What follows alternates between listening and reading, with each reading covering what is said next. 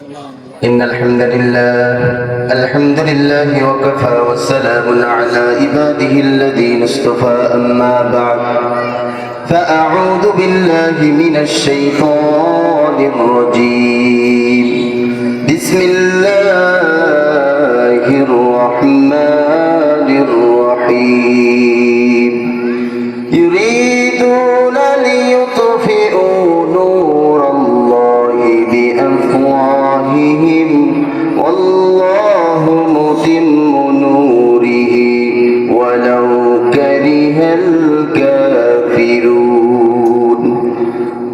وقال رسول الله صلى الله عليه وسلم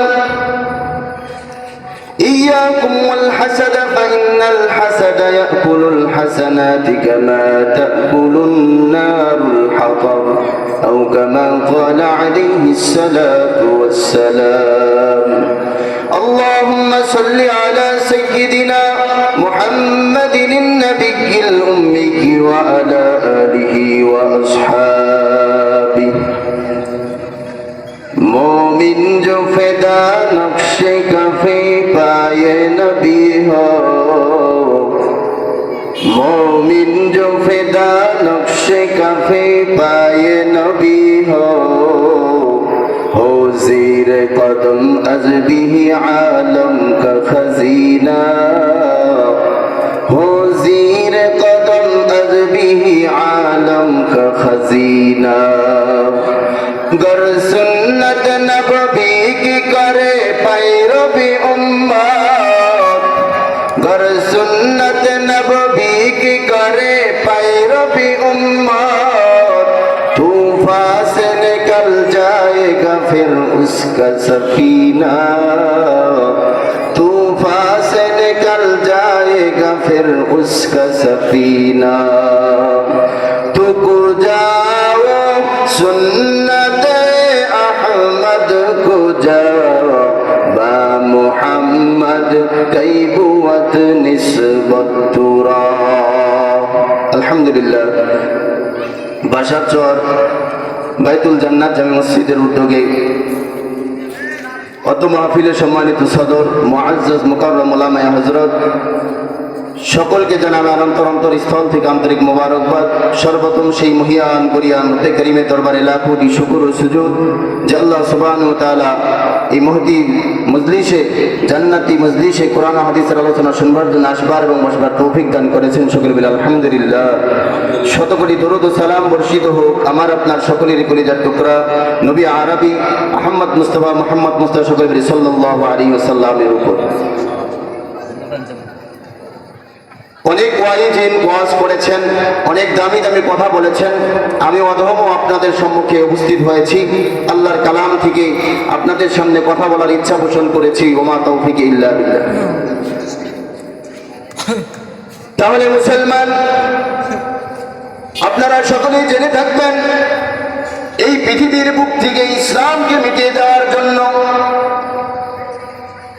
আদম পয়গম্বর থেকে নিয়ে আমাদের নবী হযরত মুহাম্মদ আরবি সাল্লাল্লাহু আলাইহি সাল্লাম পর্যন্ত এখনো পর্যন্ত 1400-1450 বছর অতিবাহিত হয়ে গেছে।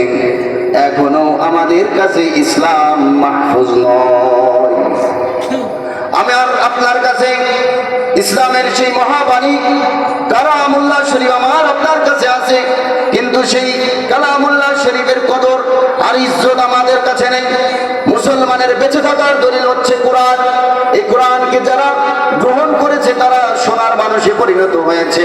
এই কোরআনকে যারা ছেড়ে দিয়েছে, এই কোরআনের যারা বিরোধিতা করেছে তারা এই দুনিয়াতে ধ্বংস হয়ে গিয়েছে।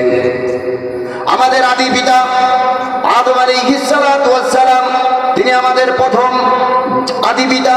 আমাদের দ্বিতীয় আদি পিতা হযরত নূহ আলাইহিস সালাম, যার বদদুয়ার কারণে আল্লাহ পাক আদম আলাইহিস সালাম, শীশ আলাইহিস সালাম এখান থেকে নিয়ে নূহ পয়গম্বর পর্যন্ত যত আল্লাহর বান্দা দুনিয়াতে এসেছিল, নূহ পয়গম্বর আল্লাহর কাছে দোয়া করলেন।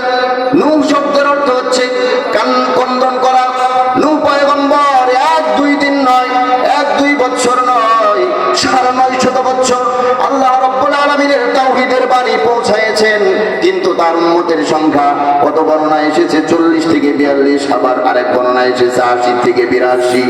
আল্লাহর কাছে দোয়া করলেন, ওয়াকালা নূহুর রাব্বি লা তাযার আলাল আরদি মিনাল কাফিরিনা দাইয়ারা। আল্লাহ রাব্বুল আলামিন নূহ পয়গম্বরের দোয়া একসিট কবুল করে নিলেন। আল্লাহ রাব্বুল আলামিন ওয়াদা করলেন, হে আমার পয়গম্বর নূহ, তুমি একটা নৌকা বানাও 300 গজ লম্বা, 50 ফিট চওড়া আর 30 ফিট উঁচু, 3 তলা বিশিষ্ট একটা নৌকা বানালেন। সঠিক সময় আল্লাহ গজব দিয়ে দিলেন। আল্লাহর ওই বান্দাগুলো যারা আল্লাহর উপর ঈমান এনেছিল, আর পক্ষী কুল থেকে পশু কুল থেকে নিয়ে পানি কুল থেকে নিয়ে এক একটাকে এক একটার জোড়া জোড়া নৌকায় অবতরণ করলো। আল্লাহ রাব্বুল আলামিন তাদেরকে ধ্বংস করে দিলেন।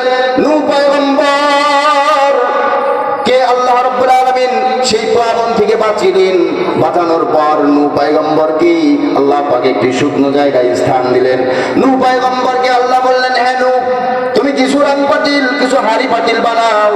আল্লাহর অর্ডার পাওয়ার পর নূহ পয়গম্বর সেগুলোকে বানালেন। নূহ পয়গম্বর সেগুলোকে ঢেকে রাখলেন। হঠাৎ করে আল্লাহ ওহী পাঠালেন, এ নূহ, তোমার হাতে এটা কি? এটা আমার লাঠি। এটা দিয়ে কি করো? আমি উঁচু পাহাড়ে অবতরণ করি, এটার দ্বারা আমি অনেক জায়গায় যাই। আল্লাহ বলেন, এই হাতের লাঠি দিয়া এই পাতিলগুলো, এই হাড়ি পাতিলগুলো ভেঙে ফেলো। নূহ পয়গম্বর আল্লাহর অর্ডার পাওয়ার পর ভেঙে ফেললেন। মন খারাপ করে বালির মধ্যে লাঠি গেড়ে বসে পড়লেন। আল্লাহ রাব্বুল আলামিন বলেন, এ নূহ, আমি তোমার জবানের দাম দিতে গিয়ে তোমার বদদুয়া কবুল করে আমি আমার বান্দাদেরকে এত সুন্দর করে আমি রব্বে কারীম কুদরতি হাত দিয়ে সুন্দর করে চেহারাটা বানাইছিলাম। আমি আমার বান্দাদের চোখগুলো আমি নিজ হাতে সুন্দর করে বসিয়েছিলাম। তোমার বদদুয়ার কারণে আমি তাদেরকে ধ্বংস করে দিয়েছি। পানিতে ডুবতেছিল আর তারা বলতেছিল, আল্লাহ, আমরা তোমার উপরে ঈমান এনে নিলাম। এই কথার দ্বারা কি বোঝা যায়? আল্লাহ রাব্বুল আলামিনের দয়া ও ফরমান, দয়া ও ফরমান। তো আমাদের মাঝেও কোরআনের কথাগুলো বলতে গেলে, কোরআনের কথাগুলো বাণীগুলো পৌঁছাতে গেলে ভয় আর ভীতি আর বাধা আসে কি আসে না? তো এই জামানার ভিতরে আমাদেরও ভয় আছে। আমাদের মধ্যে ভয় থাকবে একমাত্র আল্লাহ তাআলার ভয়। কাদের ভয়? কার ভয়? আল্লাহর ভয়। আল্লাহ ছাড়া এই দুনিয়াতে কাউকে ভয় করা যাবে না যদি আপনি ঈমানদার বলে দাবি করেন। সেজন্য কাফের মুশরিক বেঈমানেরা এই কোরআনের বিরোধিতা করেছে। এই কোরআনের আলোকে, দ্বীনের আলোকে নিভিয়ে দিতে যাচ্ছে। আল্লাহ রাব্বুল আলামিন সেভাবে জানিয়ে দেন, ইউরিদুনা লিয়ুতফিউ নূরাল্লাহি বিআফওয়াহিহিম ওয়াল্লাহু মুতিম্মু নূরিহি ওয়ালাউ কারিহাল কাফিরুন।